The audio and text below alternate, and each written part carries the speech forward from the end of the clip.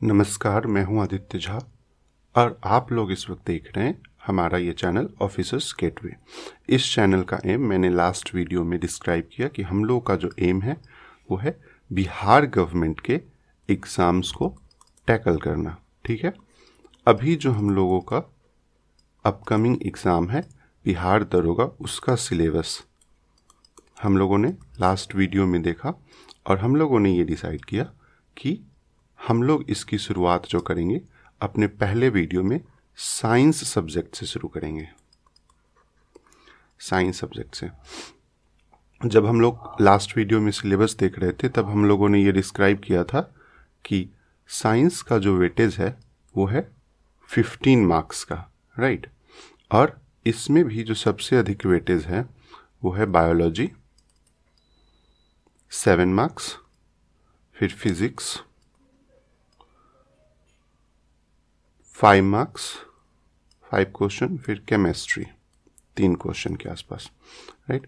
तो ये ओवरऑल एक वेटेज है साइंस का जिसको हम लोग देखेंगे। तो साइंस से जब हम लोग वीडियो शुरू करेंगे तो साइंस में भी सबसे पहला सब्जेक्ट हम लोगों का होगा बायोलॉजी। ठीक है, तो इस वीडियो में हम लोग जो शुरू करने वाले हैं वो है बायोलॉजी। ठीक है, जीव विज्ञान। और जीव विज्ञान का जो पहला टॉपिक हम लोग पढ़ेंगे वो होगा सेल, कोशिका। तो चलिए हम लोग शुरू करते हैं अपना ये वीडियो कोशिका, राइट। कोशिका के इस वीडियो में सबसे पहले तो हम लोग ये जानेंगे कि कोशिका होता क्या है। ठीक है, तो जो कोशिका है ना, कोशिका सेल, ये जीवन की सबसे छोटी इकाई है। ठीक है, स्मॉलेस्ट यूनिट ऑफ लाइफ।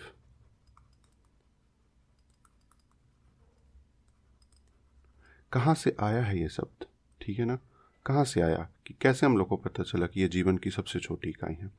तो इस बात को जानने के लिए हम लोग को ये जानना पड़ेगा कि जो कोशिका है ना, दुनिया में कोई भी चीज़ें जो बनी है, या तो वो एनिमल हो या प्लांट हो, कोई भी किंगडम से हो, वो एक उसका जो सबसे छोटा पार्टिकल है, संरचना जो उसकी हुई है, उसकी सबसे छोटे पार्टिकल जो है वो सेल है।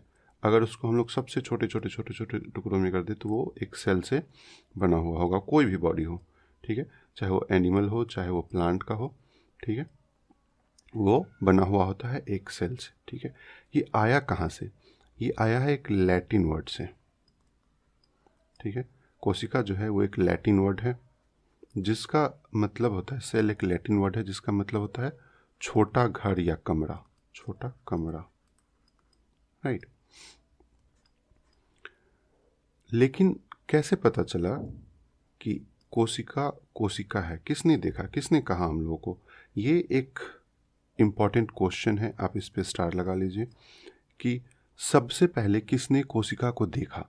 ठीक है, सबसे पहले कोशिका को देखा ल्यूवेनहॉक ने। किसने देखा? Anton Leeuwenhoek. Anton Leeuwenhoek. ठीक है, इसने सबसे पहले देखा कोशिका को। एक क्वेश्चन तो ये हो गया। ठीक है, 3 चीज़ें हम लोग समझे कि कोशिका क्या है। जीवन की सबसे छोटी कार्यात्मक इकाई या संरचनात्मक इकाई। ठीक है, जो कि एक लैटिन वर्ड से आया है जिसका अर्थ होता है छोटा कमरा, और एंटोन ल्यूवेनहॉक ने सबसे पहले इसको देखा। लेकिन एक क्वेश्चन जो बहुत बार पूछा जा चुका है उससे इसमें थोड़ा सा डिफरेंस है, वो ये है कि सबसे पहले कोशिका वर्ड को किसने खोजा? Who coined the cell word firstly? तो इसको सबसे पहले जिसने खोजा उसका नाम है रॉबर्ट हुक। 1665 में रॉबर्ट हुक ने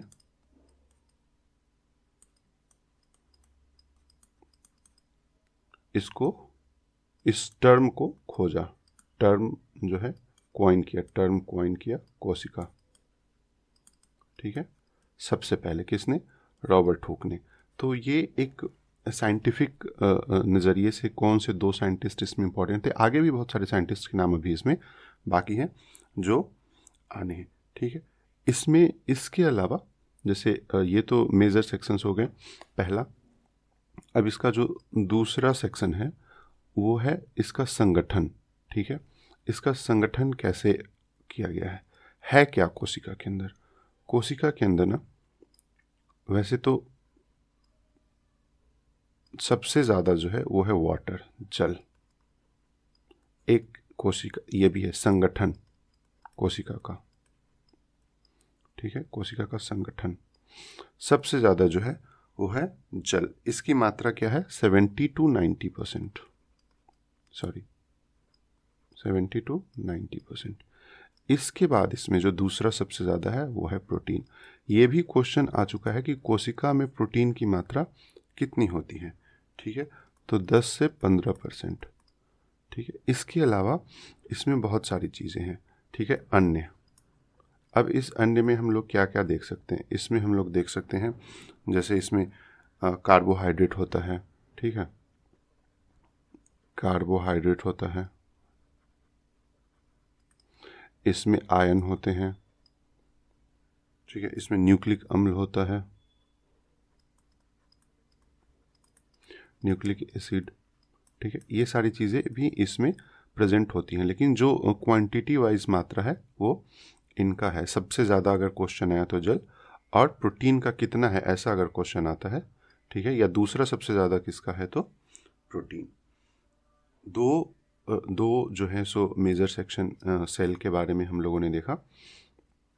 इसके अलावा सेल से एक और तरीके का क्वेश्चन बनता है, वो क्वेश्चन बनता है हमारा सेल का जो मतलब संरचना है, जो पार्ट्स हैं, ठीक है। पार्ट्स ऑफ सेल, सेल के क्या क्या पार्ट्स है, क्या क्या संरचना है उसके बारे में, ठीक है।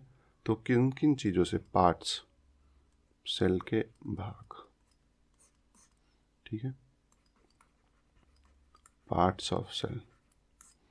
अभी देखिए सबसे पहले ना इसको हम लोग को धीरे धीरे बहुत छोटे में हम लोग को इसको समझना होगा कि कैसे एक सेल बना और क्या क्या इसमें होता है। पहले तो सेल का जो स्ट्रक्चर होता है वो डिफाइन नहीं होता है, तो ये बात तो हम लोग को एक बार समझनी पड़ेगी कि इसका जो स्ट्रक्चर होता है, स्ट्रक्चर या शेप, ये फिक्स नहीं होता है, नो फिक्स, ठीक है, नॉट फिक्स। शेप या स्ट्रक्चर जो है इसका ये कोई फिक्स नहीं होता है, ठीक। दूसरा, इसका जो साइज होता है ना वो 0.1 माइक्रोमीटर से लेकर 100 माइक्रोमीटर तक होता है। अभी इसके पार्ट्स में जैसे इसका अगर कोई स्ट्रक्चर फिक्स नहीं है तो कैसा हो सकता है, तो मान लीजिए कि ये एक सेल है, ठीक है। इसका जो सबसे बाहरी पोर्शन है, ये अभी हम लोग जो पढ़ रहे हैं, जैसे सेल भी एनिमल सेल अलग होते हैं और प्लांट सेल अलग होते हैं, तो दोनों में थोड़ा सा अंतर है। हम लोग अभी एनिमल सेल के बारे में देख रहे हैं, फिर जो भी थोड़ी बहुत चीज़ें बचती हैं प्लांट सेल में वो हम लोग अलग से देख लेंगे, राइट। तो जो इसका सबसे बाहर का हिस्सा है ना, इसको कहते हैं कोशिका झिल्ली। क्या कहते हैं, कोशिका झिल्ली। इसका काम क्या है कोशिका झिल्ली का, ठीक है। इससे या हम लोग सीधा सीधा ये समझ सकते हैं कि क्या क्या इससे क्वेश्चंस बन सकते हैं, ठीक है। देखिए कोशिका झिल्ली जो है ना, इसका रोल होता है इन और आउट। सेल से किसी भी चीज को बाहर भेजना या अंदर आना, ठीक है, सेल में किसी भी चीज का प्रवेश करना, इसको जो कंट्रोल करता है, इन और आउट किसी भी पदार्थ का, ठीक है, कंट्रोल करना, ठीक है। कोई भी सबस्टांस इन और आउट होगा सेल से, वो कंट्रोल करता है कौन, कोशिका झिल्ली, ठीक है। ये एक सेमी परमिसिबल क्या कहते हैं उसको, मेम्ब्रेन्स होता है, जो किसी भी पदार्थ को कोशिका में इन और आउट, प्रवेश करने और उससे बाहर निकालने के लिए कंट्रोल करता है। ये दो चीज़ों का बना होता है, ठीक है। एक तो लिपिड और दूसरा प्रोटीन, इनका बना होता है, इनसे ये बना होता है। मोटा मोटा अगर कभी क्वेश्चन बनता है कोशिका झिल्ली का तो यही क्वेश्चन बनता है। तो ये तो हो गया सेल, और इसका स्ट्रक्चर डिफाइन है, ये कोई भी शेप में हो सकता है। इसके बाद होता है इसमें न्यूक्लियस, ठीक है, न्यूक्लियस, ठीक है। न्यूक्लियस से पहले हम लोग देख लेते हैं, न्यूक्लियस और झिल्ली के बीच में एक लिक्विड ना फिल होता है, पूरे में एक लिक्विड आपको फिल मिलेगा। ये लिक्विड कौन सा होता है? इस लिक्विड को कहते हैं साइटोप्लाज्म, ठीक है। ये जो लिक्विड होता है ये होता है साइटोप्लाज्म, साइटोप्लाज्म, ठीक है, कोशिका द्रव।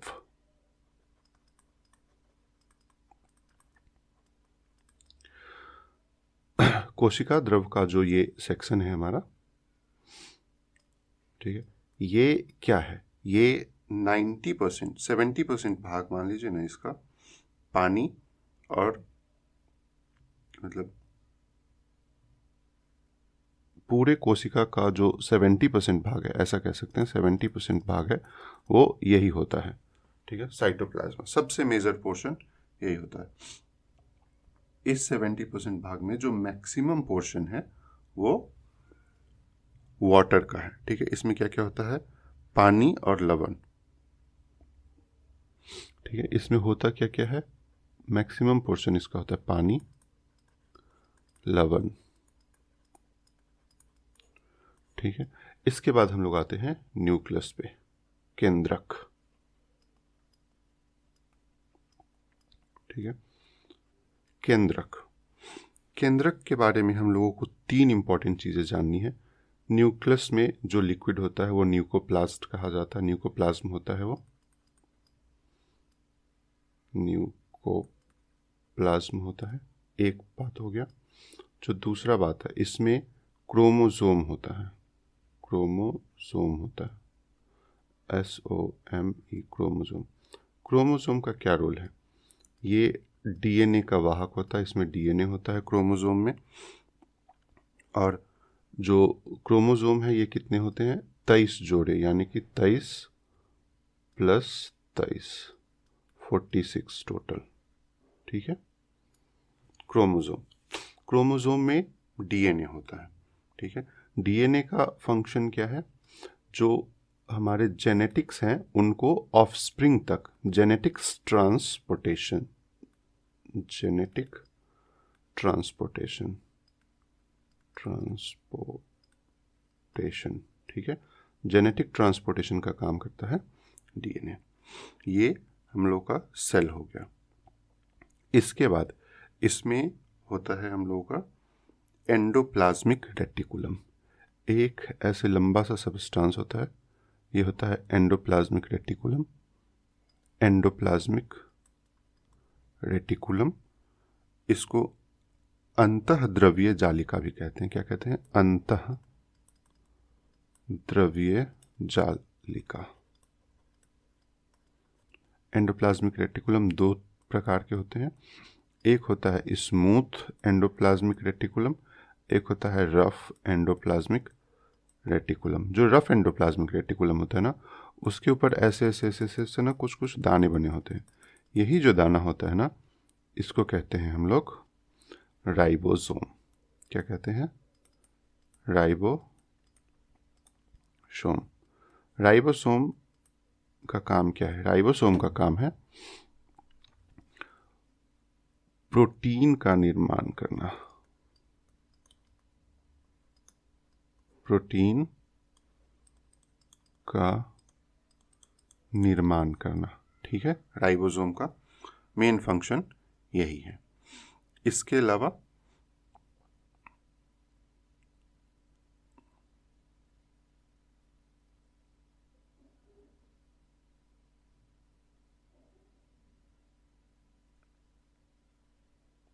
अलावा इसमें हम लोगों के पास होता है एक माइटोकॉन्ड्रिया, ठीक है, एक होता है माइटोकॉन्ड्रिया। माइटोकॉन्ड्रिया, माइटोकॉन्ड्रिया का क्या रोल है? माइटोकॉन्ड्रिया को मोर और less power house of cell कहा जाता है, पावर हाउस ऑफ सेल। ठीक है, शक्ति का मुख्य केंद्र जो है, कोशिका का शक्ति केंद्र है। ठीक है, यहीं पे ऊर्जा का उत्पन्न होता है। इसमें इसके अलावा कुछ क्वेश्चन ही नहीं बनता। ठीक है, ऊर्जा का केंद्र, ऊर्जा केंद्र है कोशिका का। ठीक है, माइटोकॉन्ड्रिया, माइटोकॉन्ड्रिया के अलावा एक ऑब्जेक्ट है, वो है Golgi body, Golgi body, Golgi काय जिसको कहा जाता है। ठीक है, इसका क्या काम है? इसका भी काम मोटा मोटा ट्रांसपोर्टेशन का ही होता है। इसका काम भी ट्रांसपोर्टेशन का होता है। ठीक है, ट्रांसपोर्टेशन का कैसे इसका काम होता है? ये प्रोटीन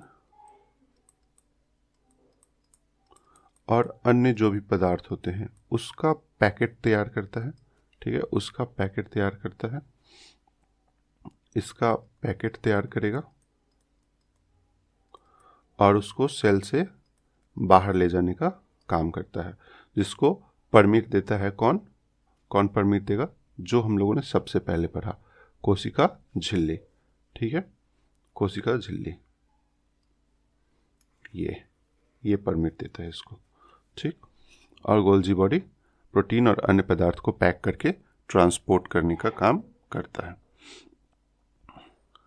अच्छा, इसमें एक और चीज़ थी माइटोकॉन्ड्रिया में। माइटोकॉन्ड्रिया में जो दूसरा चीज़ है कि जो श्वसन होता है ना, श्वसन, ये भी माइटोकॉन्ड्रिया से ही होता है। ठीक है, किसी भी सेल का। तो ये हम लोगों ने इतनी चीज़ें देख ली। एक और जो इसमें चीज़ होता है वो होता है हमारा लाइसोसोम। ठीक है, लाइसोसोम।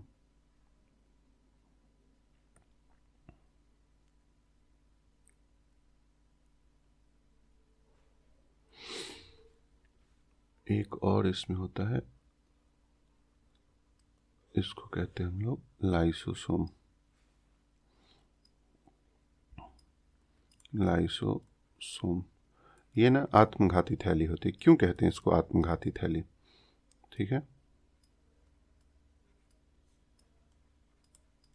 आत्मघाती थैली इसको इसलिए कहते हैं क्योंकि इसमें कुछ एंजाइम होते हैं जो अनडाइजेस्टिव चीज़ें सेल में आती है।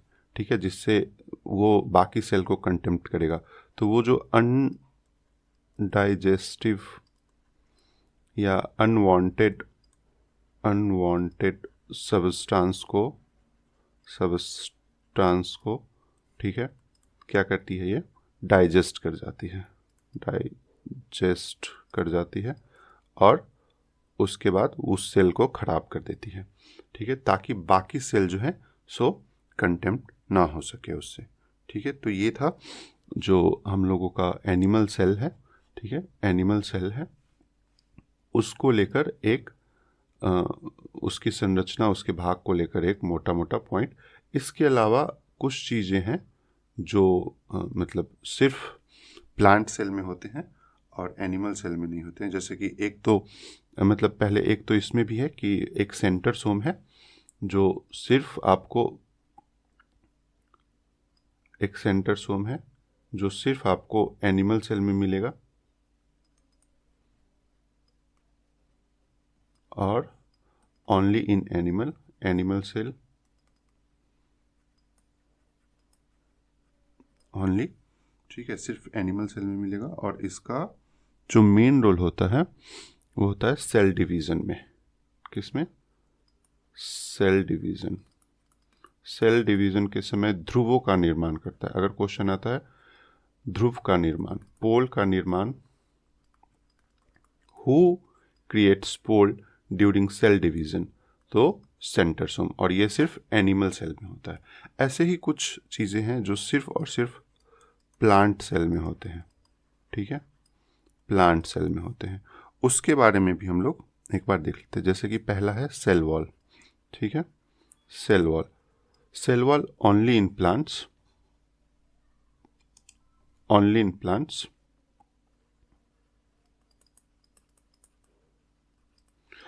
ये इसका रोल क्या है? एक शेप प्रोवाइड करना,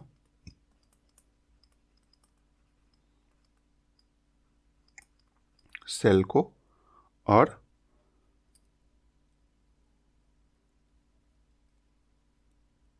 ये जो बना होता है ना, ये सेलुलोज का बना होता है। किसका बना होता है? सेलुलोज का बना होता है। तो आप इसको इस पॉइंट ऑफ व्यू से देख सकते हैं, ठीक है। सेल वॉल के बारे में ऐसे क्वेश्चंस बनते हैं कि इसमें से कौन है जो सिर्फ प्लांट सेल में पाया जाता है, इसमें से कौन है जो सिर्फ एनिमल सेल में पाया जाता है। तो एक तो क्वेश्चन ये हो गया। दूसरा इसका क्वेश्चन यही बनता है कि सेल वॉल जो है किससे बना होता है, ठीक है। तो सेलुलोज का बना होता है सेल वॉल, बस, ठीक है। इसके अलावा एक हम लोग देखते हैं प्लास्टिड, ठीक है, लवक। लवक जो है वो एक तो केवल प्लांट के लिए है, अभी तो ये समझिए कि लवक, प्लास्टिड, अभी ये ना 3 टाइप्स में हम लोग देखेंगे इसको, ठीक है, लवक को। पहला हम लोग देखेंगे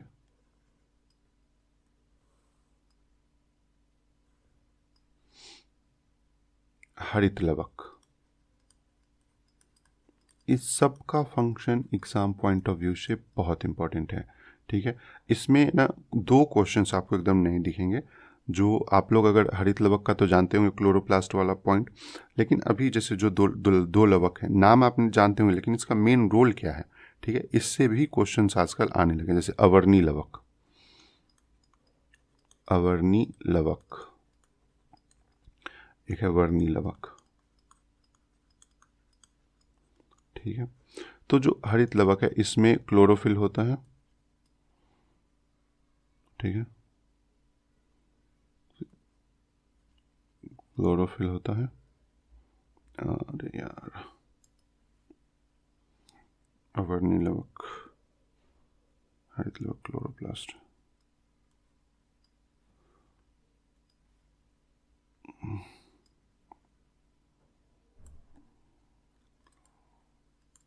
क्लोरोफिल होता है। इसका जो मेन रोल है, ये सनलाइट को एटीपी में कन्वर्ट कर देता है। इसका क्या मतलब हुआ? सनलाइट को एटीपी में कन्वर्ट करने का क्या मतलब हुआ? इसका मतलब हुआ कि ऊर्जा का निर्माण, हरित लवक ही है जो प्लांट में ऊर्जा का निर्माण करता है, ठीक है। फूड, किचन, KITCHEN, ऐसा कुछ भी है, मतलब प्लांट सेल का किचन कौन सा है, तो जो है सो वो हरित लवक है, किचन ऑफ द सेल, ठीक है। रसोई घर कौन है जो सनलाइट को एटीपी में कन्वर्ट करता है, तो हरित लवक में जो क्लोरोफिल है ना। ऐसे क्वेश्चंस। इसके बाद पहले मैं आपको ये बता देता हूँ, क्योंकि इसका मोटा मोटा आपको अंदाजा होगा। इसका काम है प्लांट्स के लीफ में और फ्लावर, फ्रूट, इन सब चीज़ों में ना कलर देना। तो ये तो अवर्णी लवक है, इसका मतलब होता है जिसमें रंग ना हो। इसका क्या काम है? इसका काम है जो ये खाना बना रहा है ना, खाना बना रहा है, फूड स्टोरेज का काम है इसका, ठीक है। ये एक इंपॉर्टेंट क्वेश्चन आप मानकर चलिए, ठीक। तो ये एक जो कोशिका का मोर और लेस पॉइंट्स है, जिसमें हम लोगों ने देखा सेल का पार्ट, सेल क्या है, ठीक है। Latin word Leeuwenhoek, Robert Hooke, जल, प्रोटीन, स्ट्रक्चर जो है डिफाइन नहीं है, इसका साइज़ क्या है, ठीक है। इसमें क्या क्या चीज़ें हैं, तो एक कोशिका झिल्ली है, इसमें क्या क्या चीज़ें हैं, तो एक हम लोगों ने देखा कोशिका झिल्ली, ठीक है। फिर हम लोगों ने इसमें देखा केंद्रक, फिर हम लोगों ने देखा इसमें एंडोप्लाज्मिक रेक्टिकुलम, ये 2 तरीके का होता है, राइबोसोम देखा, माइटोकॉन्ड्रिया देखा, गोल्जी बॉडी देखी, आत्मघाती थैली लाइसोसोम देखा, है ना। तो ऐसे करके हम लोगों ने इसके जितने भी भाग हैं वो देख लिए। फिर इसमें और जो हम लोगों के पास प्लांट सेल है उसमें क्या क्या चीज़ें अलग हैं वो पॉइंट्स भी हम लोगों ने देखे। एक मेजर चीज़ है जो रह गया, वो है रसधानी, ठीक है। राजधानी। तो ये कोशिका का एक निर्जीव अंग होता है, ठीक है, निर्जीव अंग होता है।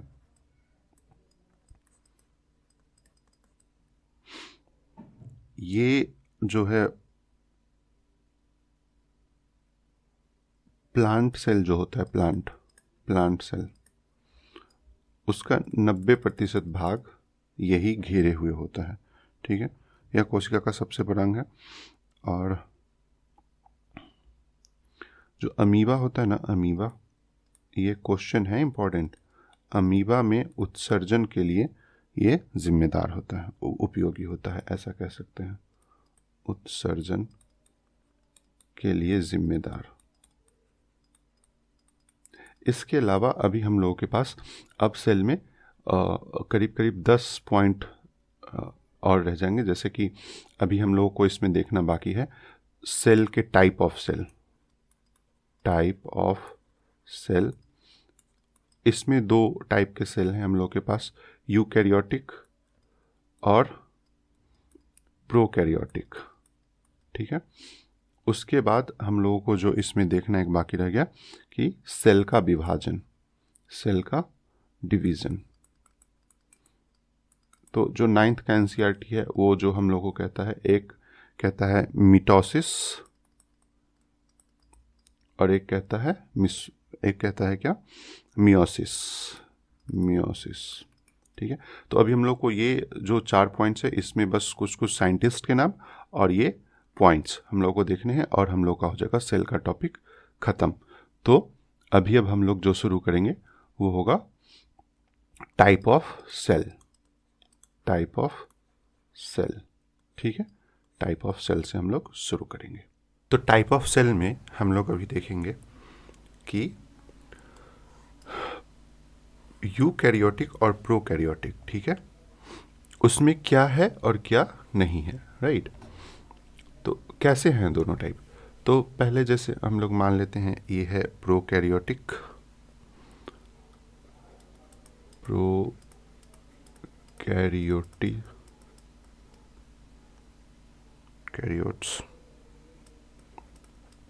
प्रोकैरियोट्स, और ये है यूकैरियोट्स, ठीक है। देखिए, जैसे हम लोग ना हर चीज़ को इसमें क्या अब्सेंट है और क्या प्रेजेंट है, इस एक टेबल के माध्यम से, इस पैटर्न पे टाइप ऑफ सेल को समझेंगे। जैसे कि सेल किस किस चीज़ के बने हैं, जैसे हम लोगों ने देखा ना अभी कि इसमें न्यूक्लिक एसिड होता है, ठीक है, न्यूक्लिक झिल्ली होता है, क्रोमोसोम होता है, रिप्रोडक्टिव कैलिबर होते हैं, बहुत सारी चीज़ें देखें। तो किस में क्या है नहीं है, जैसे अभी हम लोग सबसे पहले देखेंगे कि न्यूक्लियर झिल्ली है ना, केंद्रक झिल्ली,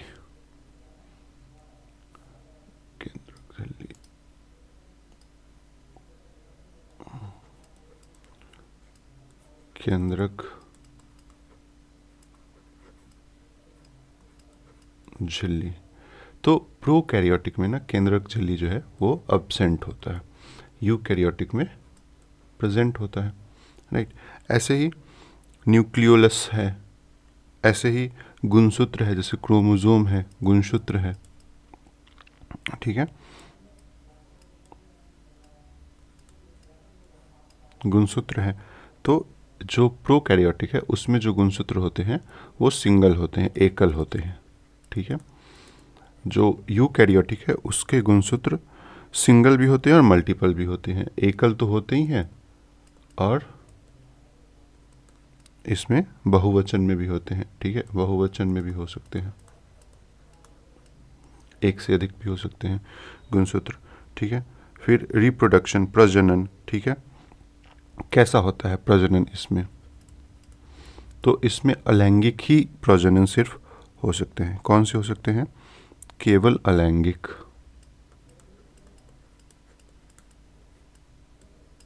ठीक है। और इसका जो है मतलब अलैंगिक तो होगा ही होगा, प्लस लैंगिक भी हो सकता है,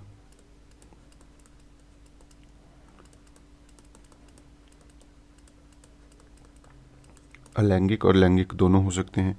इसके अलावा हम लोग इसमें देखेंगे कि जैसे कोशिका का विभाजन, ठीक है, सबसे इम्पोर्टेंट कोशिका विभाजन। और भी बहुत सारे पॉइंट्स होते हैं इसमें जिसके थ्रू हम लोग इसमें समझ सकते हैं कि ये कौन कैसा है नहीं है। कोशिका विभाजन, ठीक है, कोशिका विभाजन, कोशिका विभाजन। तो इसमें ना बाइनरी फिजन के थ्रू, बाइनरी जो होता है, बाइनरी फिजन, बाइनरी के थ्रू इसमें सेल का डिवीज़न होता है और इसमें जो है माइटोसिस या मियोसिस जो हम लोग अभी आगे चल के देखेंगे, माइटोसिस या मियोसिस जो हम लोग अभी आगे देखेंगे वो होता है माइटोसिस या मियोसिस। जैसे मैं ना आपको इसमें एक ऐसा पॉइंट बताने जा रहा हूँ जिससे आप करीब करीब एक ही बार में समझ सकते हैं, या क्वेश्चन है तो आप ये अंदाज़ा लगा लेंगे कि कौन सा सेल किसका है। जैसे कुछ भी दिया कि एक सेल जो अलैंगिक रूप से प्रजनन करता है, कौन सा सेल हो सकता है, प्रोकैरियोटिक, यूकैरियोटिक, है ना। कौन से प्रोकैरियोटिक के हो सकते हैं, एकल गुणसूत्र या बहुवचन वाले गुणसूत्र, ठीक है। केंद्रक झिल्ली किस में अनुपस्थित होते हैं, किस में उपस्थित होते हैं, ऐसी ऐसी कोई भी चीज़ें हैं ना, तो हम लोग कैसे देखेंगे, पता करेंगे इसके बारे में। का जो सबसे बेहतरीन तरीका है वो जानने का वो है, देखिए हम लोग आजकल एक टर्म यूज़ करते हैं ना, प्रो है भाई अपना, प्रो है ना। तो जो भी चीज़ें प्रोकैरियोटिक जो है ना, प्रो, इसमें एक भी ऐसा लक्षण नहीं है जो प्रो वाली बात हो। बस इससे आप याद रख सकते हैं। जैसे केंद्रक झिल्ली इसमें एब्सेंट है, गुणसूत्र जो है इसमें सिंगल है, प्रजनन जो है सिर्फ अलैंगिक है, कोशिका विभाजन जो है सिर्फ बाइनरी है, ठीक है। और यूकैरियोटिक जो है, यूकैरियोटिक जो है जिसमें यू लगा है, वो सारा कुछ प्रो वर्जन का रखा हुआ है। जैसे केंद्रक झिल्ली इसमें प्रेजेंट होता है, ये मतलब एकल गुणसूत्र तो होते ही हैं इसमें, बहुवचन में भी गुणसूत्र, एक से अधिक भी गुणसूत्र वाले हो सकते हैं। प्रजनन जो है लैंगिक अलैंगिक दोनों हो सकता है। कोशिका विभाजन माइटोसिस मियोसिस से होता है ना। तो इससे हम लोग डिकोड कर सकते हैं कि अगर कोई ऑप्शन आता है ऐसा तो हम लोग कैसे छाटेंगे। प्रोकैरियोटिक में कोई भी प्रो वाली बातें नहीं है, राइट। अगला है इसका एग्जाम्पल। तो आप कुछ कुछ एग्जाम्पल्स भी कभी कभी रहते हैं कि क्या ये प्रोकैरियोटिक है या यूकैरियोटिक है। तो बैक्टीरिया, शैवाल, ये सब जो है ना प्रोकैरियोटिक में आते हैं। जैसे कि देखिए बैक्टीरिया, बैक्टीरिया, शैवाल, है ना, ये सब प्रोकैरियोटिक में आते हैं। इसके अलावा जो प्लांट सेल हो गया, एनिमल सेल हो गया, प्लांट सेल हो गया, एनिमल सेल हो गया,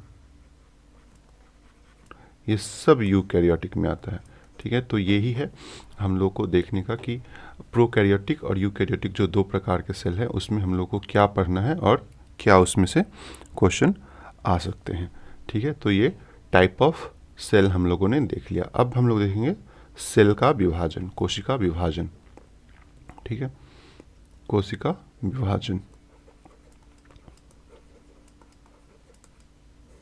कोशिका विभाजन। कोशिका विभाजन को हम लोग दो तरीके से देखते हैं।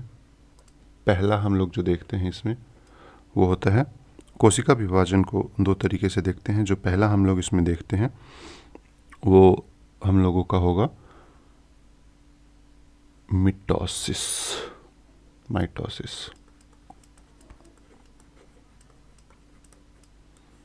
जो दूसरा होगा वो होगा मियोसिस।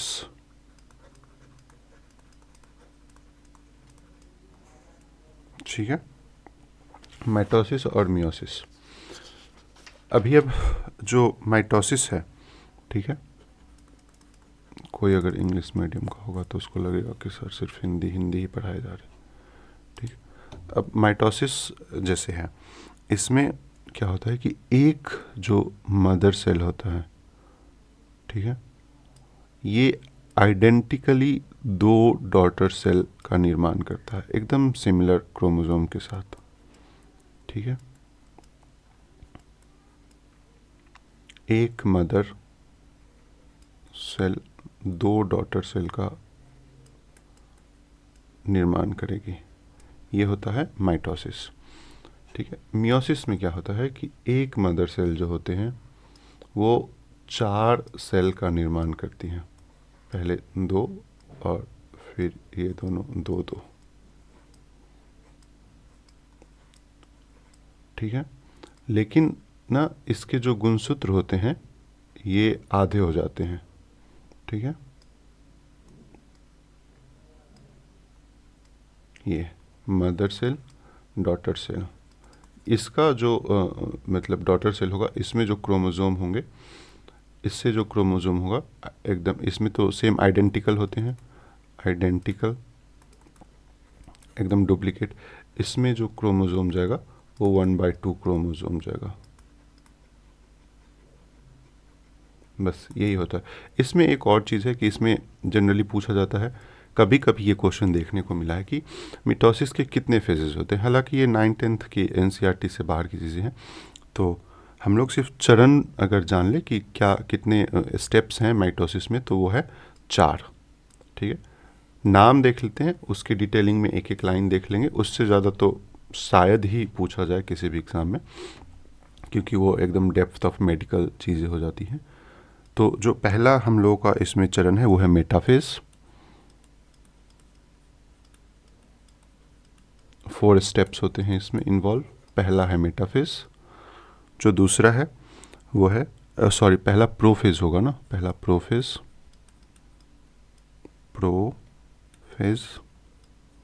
दूसरा मेटाफेज। जो तीसरा है वो होगा हम लोग का एनाफेज।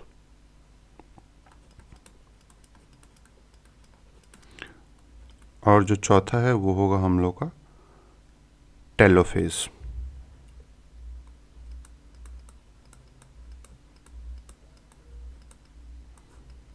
ठीक है, ये 4 स्टेप इन्वॉल्व हैं।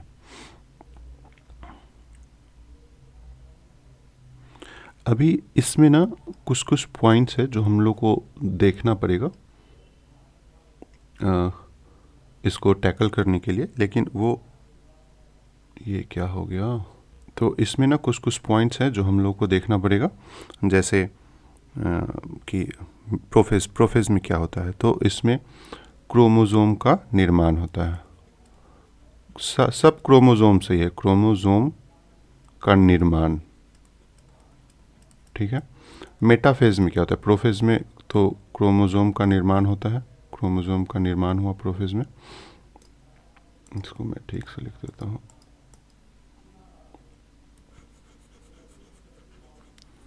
एक सेकेंड बस।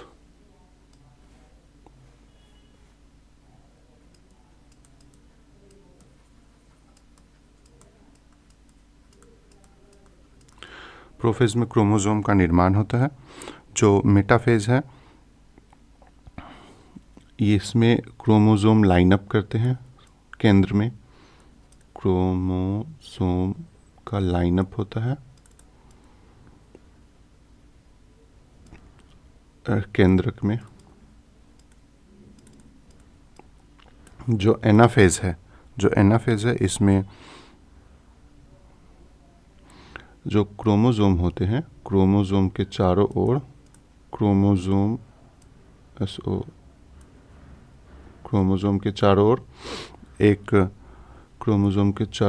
एक क्या कहते हैं उसको, न्यूक्लियर मेम्ब्रेन बनते हैं। इसके चारों ओर न्यूक्लियर मेम्ब्रेन बनते हैं। और जो चौथा फेज है टेलाफेज, इसमें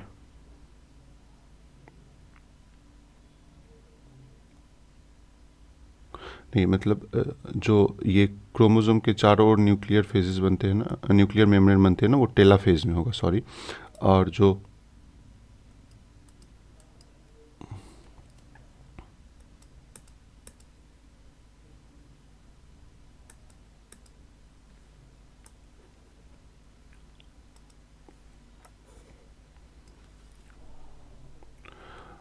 जो हम लोगों का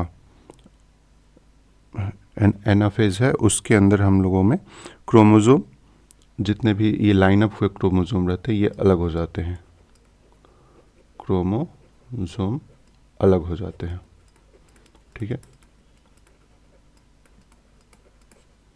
तो ये था हम लोगों का मोटा मोटा जो कोशिका का विभाजन है, माइटोसिस और मियोसिस, इससे संबंधित बातें। ठीक है,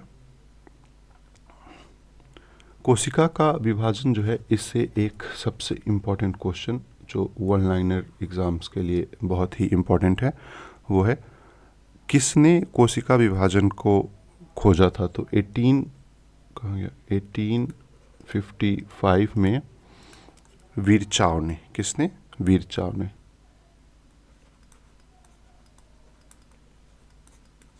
ठीक है, 1855 विरचाव।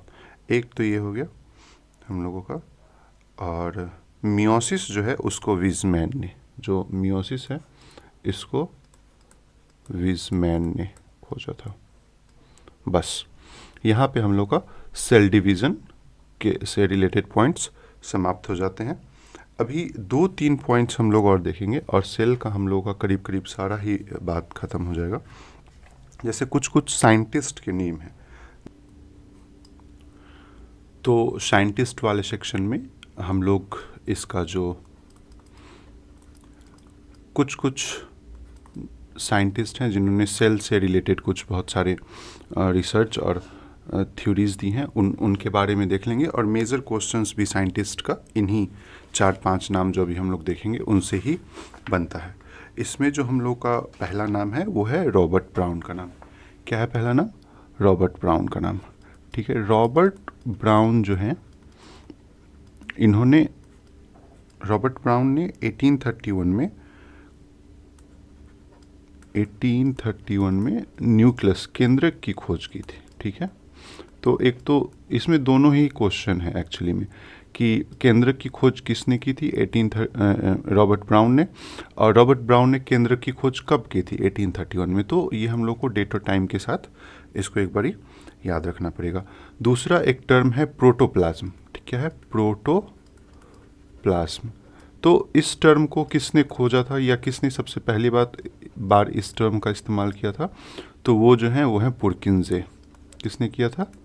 पुरकिंजे।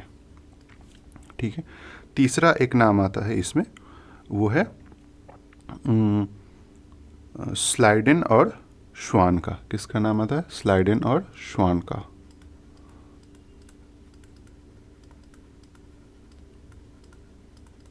स्लाइडेन और श्वान का। स्लाइडेन और श्वान वो व्यक्ति हैं जिन्होंने सेल थ्योरी को प्रतिपादित किया है। ठीक है, जिन्होंने सेल थ्योरी दिया है। 1, 2, 3 पॉइंट्स ये हो गए। एक और नाम आता है रुडोल्फ बिर्खो का। रुडोल्फ बिर्खो ने खोज किया था नई कोशिका के निर्माण का सिद्धांत। ठीक है, नई कोशिका निर्माण का जो सिद्धांत है वो दिया था रुडोल्फ बिर्खो ने। ठीक है, बस ये ही जो है हम लोग का अंतिम पॉइंट है। और यहाँ पर हम लोग सेल से रिलेटेड हर वो पॉइंट्स टैकल कर चुके हैं जिससे हम लोग क्वेश्चंस को कवर कर सकते हैं। ठीक है, जैसे साइंटिस्ट का नाम हो गया, सेल के डिफरेंट पार्ट्स हो गए। ठीक है, हम लोगों ने क्या क्या देख लिया? सेल क्या है वो देख लिया, उसका संगठन देख लिया। ठीक है, संरचना देख ली, पार्ट्स वगैरह सब। ठीक है, उसका जो टाइप है वो देख लिया, उसका जो डिवीज़न है वो देख लिया, और रिलेटेड साइंटिस्ट है वो देख लिया। ठीक है, ये सेल से रिलेटेड सारे पॉइंट्स को कवर करेगा और ये किसी भी एग्ज़ाम में आपको काम आने वाला है। तो इसका आप एक तो नोट्स भी इसी वीडियो से बना सकते हैं, वही ज़्यादा हेल्पफुल रहेगा। बाकी मैं आपको इसका एक कंप्लीट टाइप्ड PDF अपने टेलीग्राम चैनल पे दे दूंगा। ठीक है, PDF टेलीग्राम चैनल पे मिल जाएगा। ठीक है, तो ये था मोटा मोटा सेल का एक लेक्चर। जिन जिन लोगों ने देखा है वो सब बिहार के दरोगा एग्ज़ाम में सेल के सारे क्वेश्चंस के लिए तैयार रहें। ये सारा क्वेश्चन आपको इस एग्ज़ाम में जो भी सेल से क्वेश्चन आएगा सब कवर हो जाएगा।